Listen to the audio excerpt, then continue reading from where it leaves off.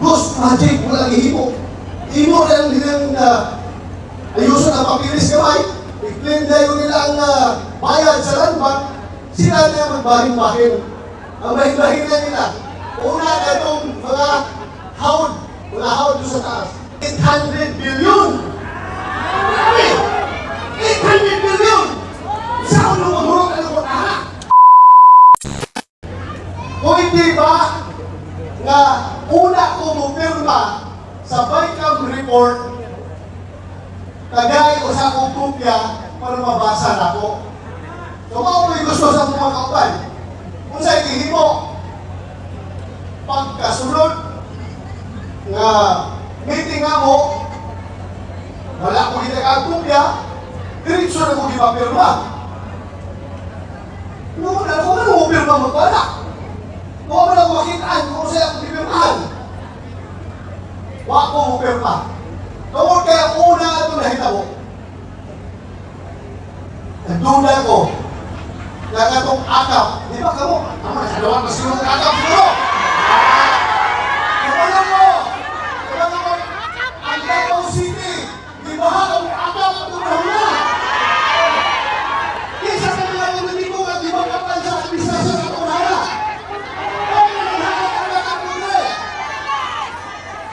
Kapalong ko na ang akap, imuon na nila na pangampanya para sa eleksyon.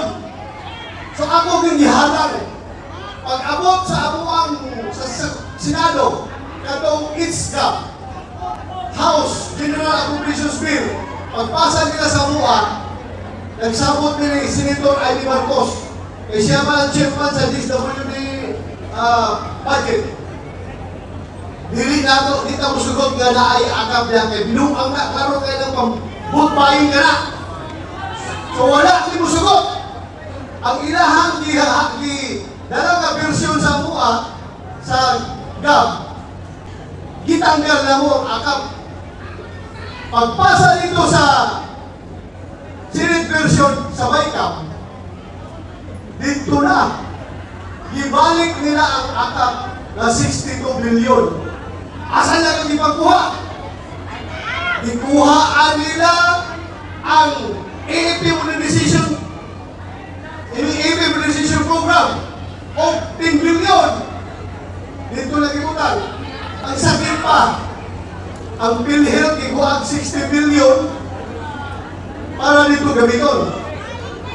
So mo nang hita mo karon, yung ko, di ko pumirma na. Ako di mo i-count ko. Di ko naman, ulit ko. Pag human sa BICAM, pagkabot dito sa Senado, dito na, notification na, i-ratify na mo itong BICAM report. Pag notification, baka mo pirma. Paano mo pirma mo pa na? Nagklaro mo ka ng binuang, ano ba kami gipabasa o ipakita? So, wako mo pirma. So, nagto ako, nakalusot lang, katong akap.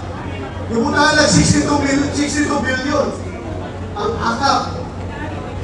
Wakong kebalo, na nakapadesalita, kaayo nagitaguan dito sa maong gaa. Maong ka lang, matingala ka, nganong nabaha ang ghost project ng mga flood control dito sa Luzon. Ngano, nabili yung makita sa gaa.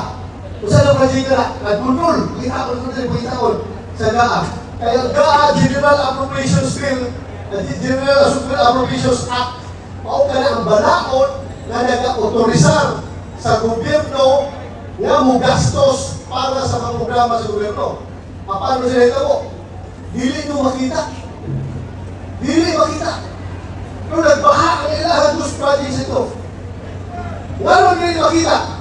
Kaya ibutang nila dito sa program funds sa sakit.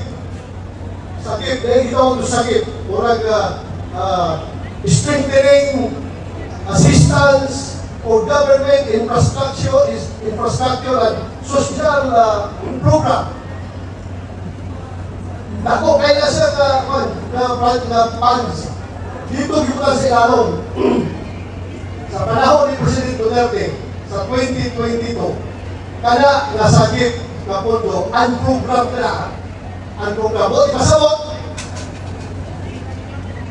murag last priority siya nga implementar tungkol kay depende na na kung doon na tayo makutang na kwarta gikan sa foreign sources or natay sobra, natay surplus sa atong income, sa atong taxes na makuha, saka pala sa implementar. Kung ikaw ang program, ang program ka na nakabutan sa gaa, nga maugilay i-implementar.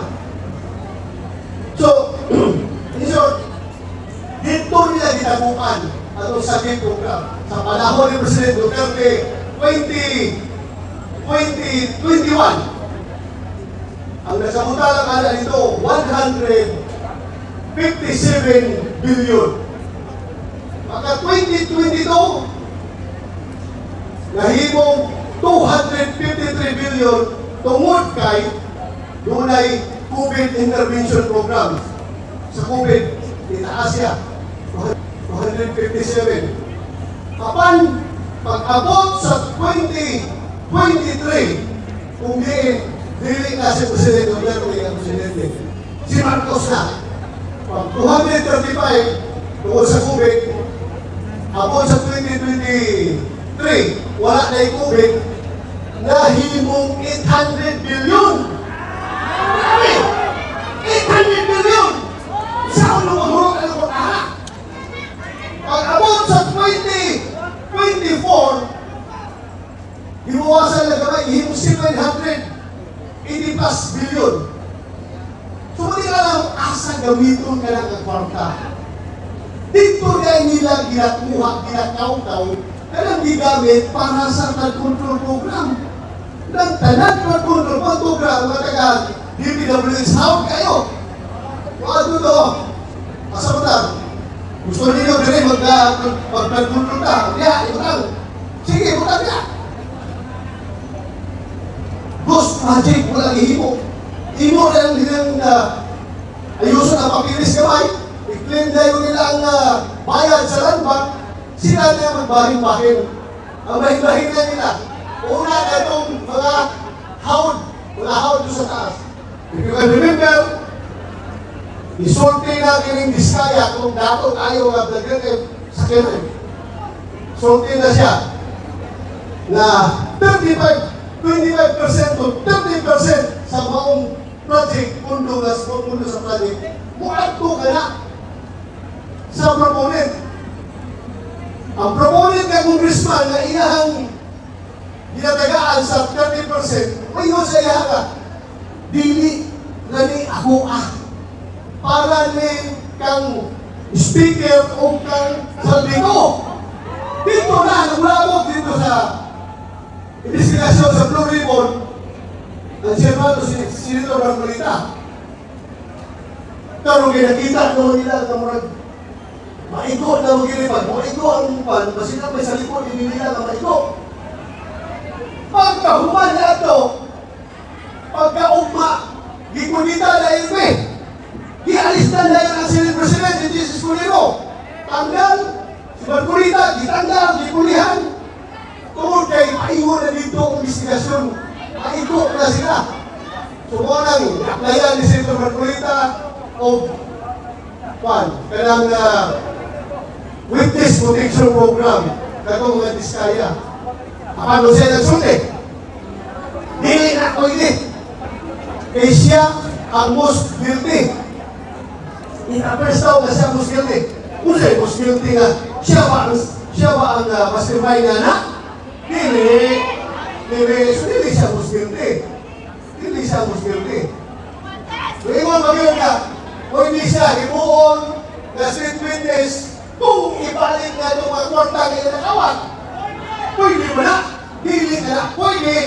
Tungod kay wala ka na nakamutan sa malaon ng restitution nga ibut pasabot na yung gitawag ka na iuli mo bago ka mag-qualify as a witness. So, naghaging himo na rason para dili maprotektahan katong mga whistleblower. So, amot lang mga kaigsunan ko, unta dunay maayong resulta kini mamahimo ang investigasyon. Kami naningkamot eh. Kami sa may ngunit eh. Naningkamot yun na dunay resulta ng mahitabo. Yan ang among gihimo nga investigasyon sa Blue Ribbon Committee. Kung na nakawalan, pagkakawalan mo, kamusa yung mga putisa, pagkakawalan mo. Pero itong demonyo, siyempre mo magpapildi sa kasinong 900 million. Ha? Magpailis ang kwarta sa kasino. Chips to cash, o cash to chips. Ihatag ang kwarta, pero dagangan chips sa mabuluwa ka sa kasino. Mukha itong more than 1 billion, 1.2 billion ba itong kandidat, nag-alistan? Grabe! Wala kang isla muna nga, grabe na lang nga ihimong usa kita, dili ta magpabaya. Maningkaw mo kita, dili ta mo hilom, dili ta walay makialam ka. Kaya kanang portaha, dili lang kita ang magbayad sa utang na giutang sa gobyerno. Kundi ang future generation mo, wag pa maanak ato mga apo. Ang apo, mga anak na to, wala pa magawa sa kalibutan, wag pa mahimugso, apandunan na sa utang ng sinuban. Usa kitang nalang ganon, magkahimusa ta. Katingala mo, ngano wala sila si Martin Romualdez o si Santiago. Kaya ato lang wala na gamit na ako.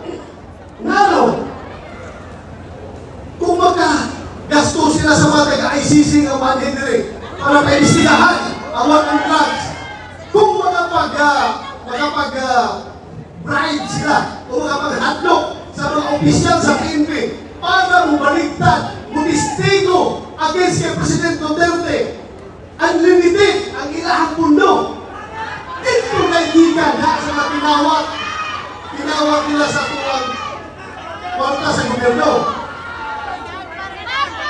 Usa, kita, as I have said, ako mahangin ko ninyo, ayaw mo undang.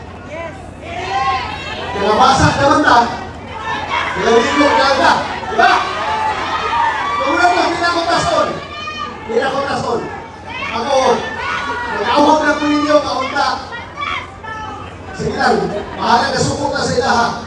Sukot na sila kung magkampong niya kung nang-kaunta. Si President Duterte, kaunta, nagaan sa napong magkagagahong mo, iskay ka panglawas. Kung mahuman ang dahil ang kaso, wala magkakaunta.